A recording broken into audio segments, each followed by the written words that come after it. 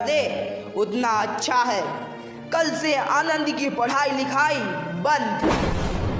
पर बापू, इसमें मेरी क्या गलती है? आप मुझे पढ़ाई करने क्यों नहीं देते? तेरी गलती है कि तू एक लड़की है। लड़का होती तो क्या बापू? लड़का होती तो क्या? ऐ लड़की, ज्यादा जबान ना चला, नहीं तो जबान हलक से खींचकर बाहर निकाल दूंगा। बापू, मैं पढ़ लिख कर कुछ बनना चाहती हूँ। मेरी पढ़ाई ना रोको बापू। आनंदी, तुझे पढ़ना है तो पढ़, लेकिन सारी उम्र बाप की छाती पर यूं बोझ बनकर ना बैठ। पर बापू, अभी तो मेरी उम्र पढ़ाई लिखाई की है। मुझे पढ़ लिख कर डॉक्टर बनना है। पढ़ाई पढ़ाई पढ़ाई, आज तो तेरी इन किताबों का काम तमाम करके ही छोड़ूंगा। ये ले। नहीं बापू, मत फाड़ो बापू। हट छोरी। नहीं बापू, नहीं। बापू, ये तुमने क्या किया? तुमने मेरी इन किताबों को ही नहीं फाड़ा बापू, मेरी किस्मत फाड़ दी, मेरी किस्मत।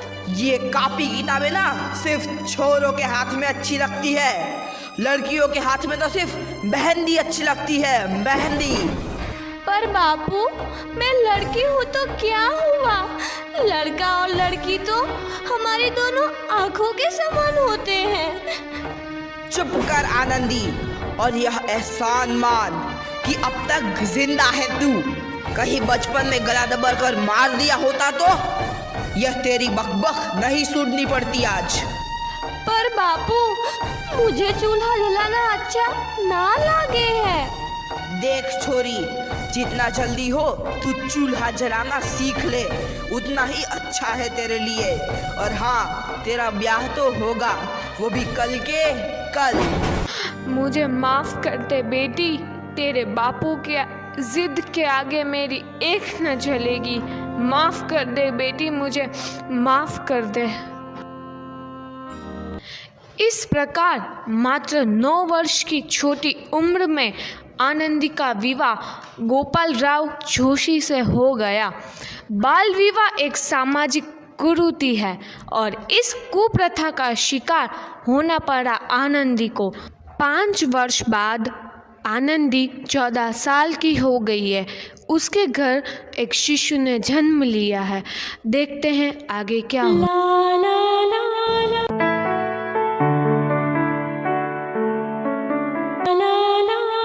देखिए ना, इसे क्या हो गया है? इसका माथा तो अंगार की तरह तप रहा है। इसे तो बहुत तेज बुखार है। आप बिना कुछ भी बोलते हैं, दीजिए मुझे। माधव, जल्दी से वैद्य जी को बुला के लाओ। उठो बाबू, आंखें खोलो, तुम्हें तुम्हारी माँ बुला रही है। आंखें खोलो, देखिए ना इसे क्या हो गया है। आंखें भी नहीं खोल रहा। आंखें खोलो बेटा। आप चुप क्यों है? आंखें खोलो बेटा, आंखें खोलो। आनंदी, हमारा बेटा अब कभी आंखें नहीं खोलेगा। नहीं, ऐसा नहीं हो सकता।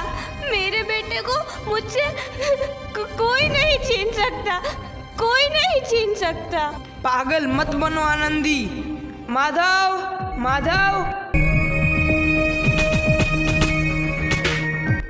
आनंदी, बंद करो ये पागलपन। भगवान ने मेरा बच्चा छीन लिया। भगवान ने नहीं, तुम्हारी अशिक्षा और अंधविश्वास ने तुम्हारा बच्चा छीना है। अगर तुम पढ़ी लिखी होती तो आज हमारा शिशु जीवित होता। तुम अनपढ़ थी आनंदी, अनपढ़। नहीं, अब मैं अनपढ़ नहीं रहूंगी मैं अनपढ़।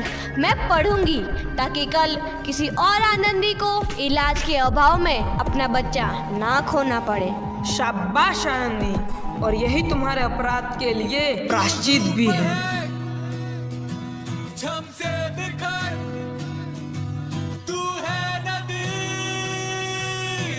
आनंदी, तुम्हारी 12वीं का परिणाम आ गया है।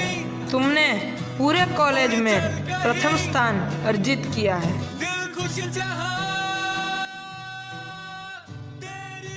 आनंदी, तुम्हारी मेहनत रंग लाई है। तुम्हें शिक्षा वृत्ति मिली है। ये लो तुम्हारे अमेरिका जाने की टिकट। मुझे शिक्षा वृत्ति मिल गई, मैं अमेरिका जा रही हूँ। पर ये सब मैं अकेले कैसे कर पाऊंगी? आनंदी, अपने आप को इतना कमजोर क्यों समझ रही हो? फिर इतना पढ़ने लिखने का क्या फायदा?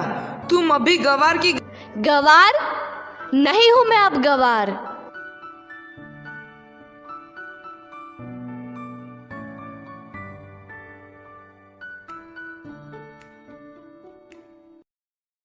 तो इस प्रकार 7 अप्रैल 1883 को आनंदी अमेरिका के पेंसिल्वेनिया के लिए रवाना हुई और 3 साल बाद उन्होंने डॉक्टर ऑफ मेडिसिन की उपाधि प्राप्त कर ली। इधर आनंदी के पिता की तबीयत बहुत खराब है। आगे क्या होता है देखते हैं। लगता है अब मेरे जाने का समय आ चुका है। अब मैं नहीं बचूंगा। ऐसा मत बोलो। शहर के सिटी हॉस्पिटल में अमेरिका से डिग्री लेकर कोई बड़ा डॉक्टर आया है। एक बार वहाँ चलकर दिखा लेते हैं। हॉस्पिटल चलते हैं।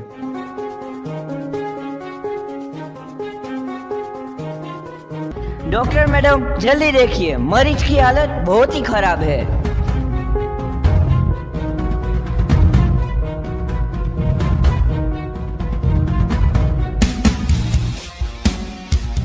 मौत के मुंह से आपको बचाया है डॉक्टर मैडम ने। डॉक्टर साहब ने मुझे बचा लिया। मुझे मिलना है डॉक्टर साहब से। डॉक्टर साहब नहीं, डॉक्टर मैडम बोलो। डॉक्टर मैडम, उन्होंने ही तुम्हें जीवन दान दिया है। लो आ गई डॉक्टर मैडम, मिल लो उनसे। डॉक्टर मैडम, आपका बहुत बहुत धन्यवाद। आपने मेरी जान बचाई। इसके बदले में मैं गरीब भला आपको क्या दे सकता हूँ? वचन चाहिए मुझे कि कभी ये नहीं कहोगे कि लड़कियां कुछ नहीं कर सकती। वचन? ये कैसा वचन? अरे श्यामलाल, तुमने पहचाना नहीं? तुम्हारी बेटी आनंदी। आनंदी? मेरी बेटी आनंदी डॉक्टर? हाँ बापू, वही आनंदी जिसके लिए बचपन में तूने चूल्हा और दूल्हा के अलावा कुछ नहीं सोचा था। आनंदी, आनंदी मेरी बेटी, मुझे माफ कर दे। मैं तेरा गुनहगार हूँ बेटी। नहीं नहीं बापू, वही आनंदी जिसके हाथ पीले करके तुम उसकी सारी जिंदगी काला कर देना चाहते थे। माफ कर दे मुझे मेरी बच्ची, माफ कर दे। मैं तेरा अपराधी हूँ मेरी बच्ची, माफ कर दे। नहीं बापू, मैंने तो तेरा एहसान चुकाया है। याद है ना अपना एहसान जो बचपन में तुमने मुझ पर किया था? ताने सुना सुना कर जीते जी मार डाला था मुझको। अब बोल, और किस किस को मारेगा? आनंदी बेटी, मुझे माफ कर दे मेरी बच्ची। मैं तेरा गुनहगार हूँ। बापू, आपने ही तो बोला था किताबें सिर्फ बेटों के हाथ में अच्छी लगती है, बेटियों के हाथ में तो सिर्फ मेहंदी। बेटों और बेटियों में फर्क करना तो आंखों में फर्क करने समान है।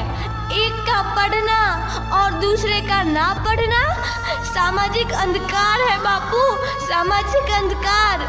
उपकार मांगता हूँ मैं तुझ जैसी बेटी का, जिसने सारी उम्र मुझसे कुछ ना मांगा तो सिर्फ बराबरी का दर्जा। वरना सच तो यह है कि मैं तेरी माफी के लायक भी ना हूँ। मुझ जैसा बाप तेरी बराबरी कर सके उसके मैं लायक भी ना हूँ मेरी बेटी, मैं लायक भी ना हूँ। बापू, तो इस प्रकार आनंदीबाई जोशी ने अपनी मेहनत और अटूट इरादे से न केवल भारत की पहली महिला डॉक्टर बनी, बल्कि आगे चल के उन लड़कियों के लिए सुनहरा रास्ता दिखा गई जो जीवन में कुछ करना चाहती थीं।